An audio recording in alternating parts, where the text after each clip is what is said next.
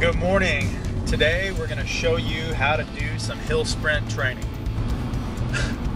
Anyway, today I'm going to do some hill sprint training.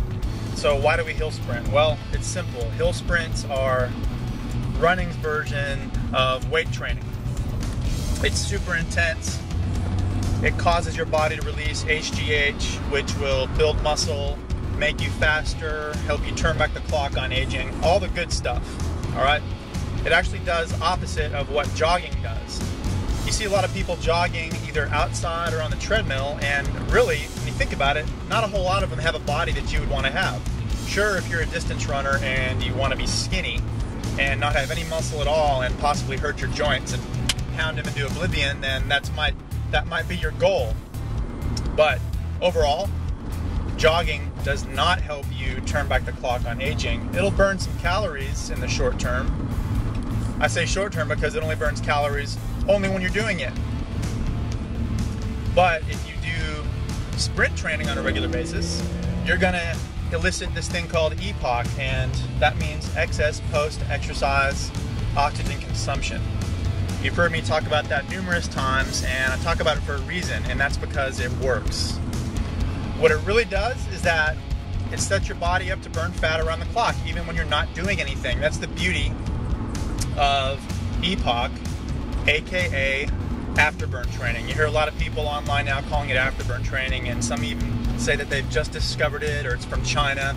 A bunch of bullshit out there about it, right? It's actually been around for a long time. If you think about it, that's why bodybuilders, even of yesteryear, Jack LaLanne even, were so lean. They did weight training, and they really didn't know it at the time, but that was EPOC.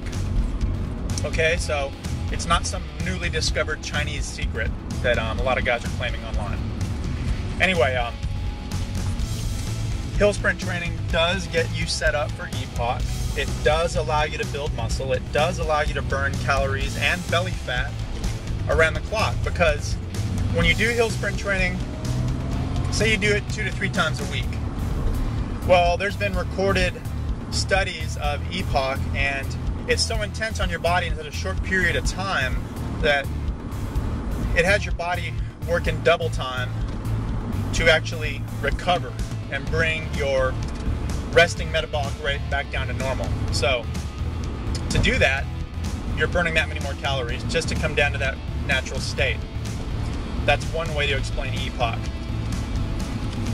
The other way is that since it does release HGH and it does allow you to build more muscle, well, you can think of muscle as a fat-burning furnace. Muscle just loves to burn fat around the clock and excess calories that you put in through bad food choices, or good ones. So anyway, those two things are the reasons we do weight training, and those two things are the reasons we do sprint training, especially on hills. So without further ado, I'm going to kick these dog walkers out of here and make them pick up their dog shit, and then we're going to go do some hill sprint training. Thanks for tuning in, and I'll see you soon, guys, up on the hill. Alright, I'm up here. It's about 11:30 in the morning. It's a beautiful day overlooking the ocean. I'm sitting up at the top of the hill. I'm going to be sprinting up and down, so let's take a look at it. You can tell it's pretty darn steep. There's a couple of folks around here walking their dogs and stuff. It's a great view. That's going to make the workout a little bit easier to do. So if you're new to doing hill sprint workouts, don't worry about it, because it's gonna hurt, all right? It's normal. It's gonna burn your lungs, it's gonna burn your legs. That's normal. That's just your body reacting to the stress. You're even gonna feel that if you run on flat ground. It really doesn't matter. Sprints are a little bit more intense than just jogging alone, but then again, they're well worth it with the benefits you're gonna get from it. So all I'm gonna do, sprint up top. Maybe I'll do some push-ups, maybe some body squats. Sometimes I bring weights, as you've probably seen in other videos, but I'm probably just gonna stick to regular sprints today because I'm gonna try to go to the gym later, pull a rare 2 a day and do some legs. I really don't preach that, but for me, I like to have a moderately tough hill sprint day, and then I'll come back and train later on the weights in the gym. So without further ado, I'm gonna hit it. Wish me luck.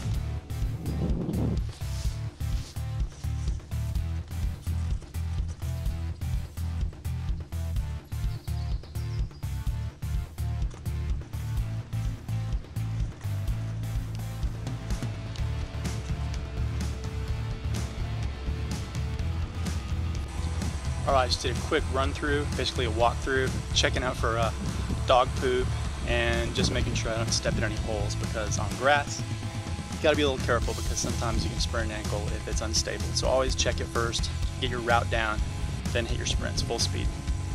What I'm gonna do actually is build up. I'm gonna do 50%, then slowly build it up from there, just like I cover in the whole chapter about running sprints in UBAA.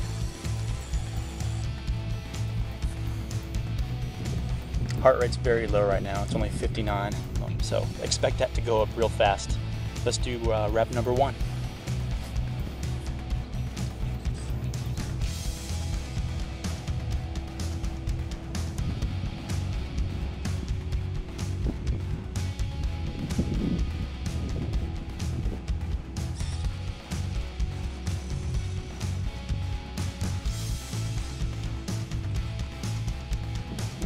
Checking the heart rate right now.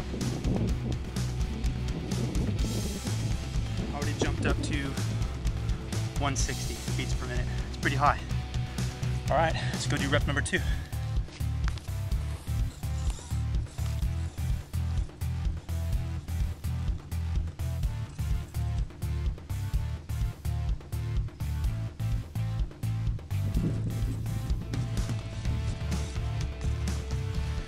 All right. Rep number 2, I'm crouching down, so this thing might not read it. Let's see. 168, 170. So I went up to 185 actually because I was crouching down. When I stood back up, it shot up like a rocket. Rep number 3.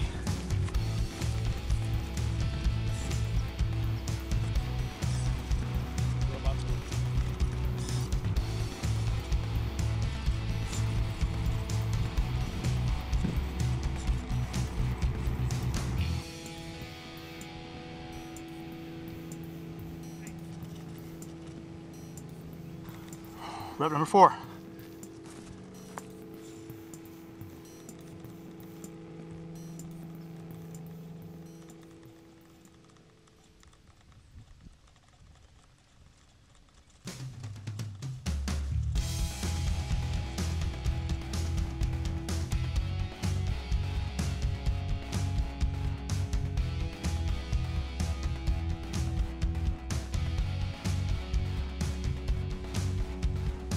Check.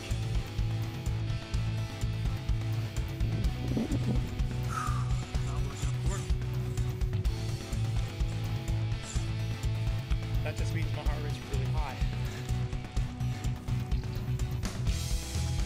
Alright. Get a little stretch. Yeah, rep number 5.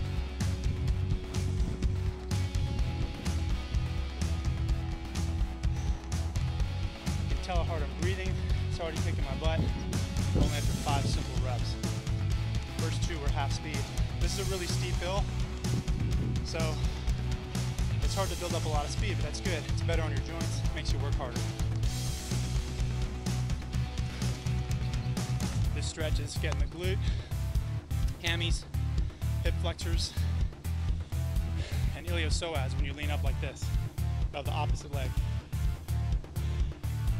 Basically loosens up your hips for this little sprint session we're doing. Perfect stretch. Alright, since my watch is faulty again, faulty equipment you see in that blooper video, see if it works now.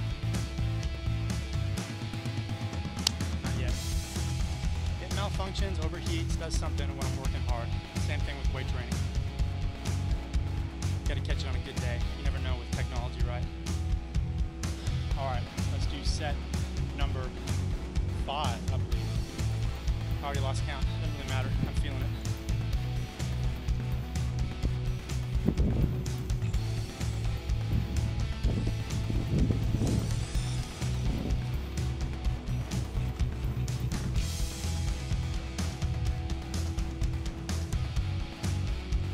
Alright, we got a reading. Let's see what it is. 180 beats per minute. See that? Serious heart rate. 99% of its maximum.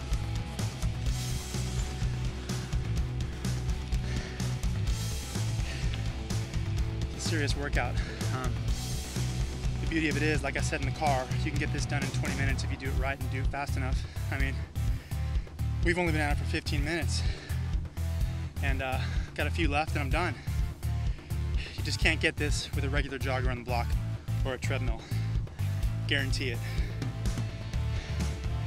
Do this 2-3 times a week with your regular weight training. Just like I talk about in my book, Ultimate Body Awesome Abs, you're gonna get there.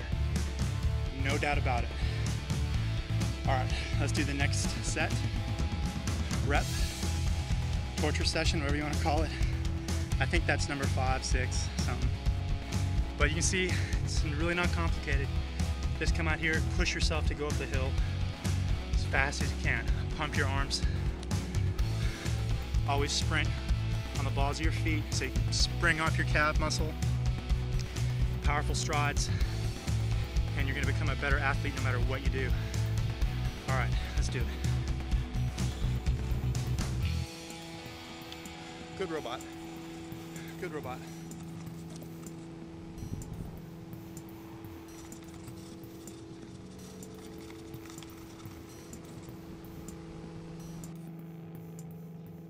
Let's get another reading.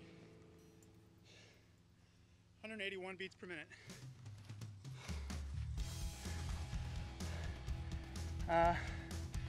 186, see that? That's huge. That's EPOC / interval training / afterburn training at its best. You just can't beat it as far as kicking your ass into shape, burning fat and building muscle all in the same session. Some weight training, if you do it right, does this too, but it's the same thing. You have to push yourself by using enough weight and reducing the rest time. All my training is all about that. So just watch my videos, get my ebook. You got 6 hours of videos with that. Shows you from A to Z what to do. Tons of different methods, ways to mix it up, stack it up, keep it interesting. Muscle confusion, guys, that's been around for years and years and years. Long before Tony Horton and P90X ever came up with that. Way back in the days of early bodybuilding. But let's get into the set. Hopefully this robot will keep working.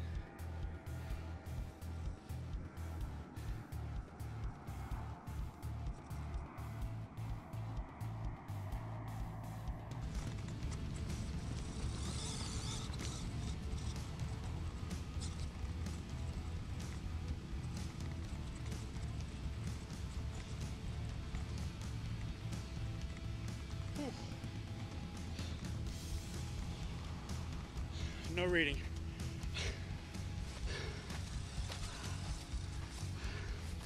All right, let's get a stretch breather, cool down, and call it. That's it, it's that quick, and it works that well.